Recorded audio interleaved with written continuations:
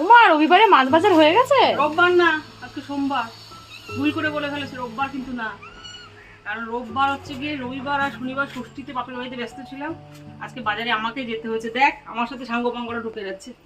মাছ বাজার পুরো complete. Packet থেকেই পমফ্রেট মাছ। আজকে মাছ বাজার কিন্তু আমি নিজের হাতে করেছি, আজকে কর্তামশাই করেনি। আজকে আমি মাছ বাজার নিজের হাতে করেছি। প্রথম প্যাকেট থেকে কিন্তু পমফ্রেট মাছ। তারপরের প্যাকেট থেকে আর মাছ এনেছি। এটাকে দেশি আর মাছ বললো দোকানদার, দেশি আর মাছ এনেছি। তারপরের প্যাকেট থেকেই দুটো গোটা গোটা ভেটকি মাছ এনেছি।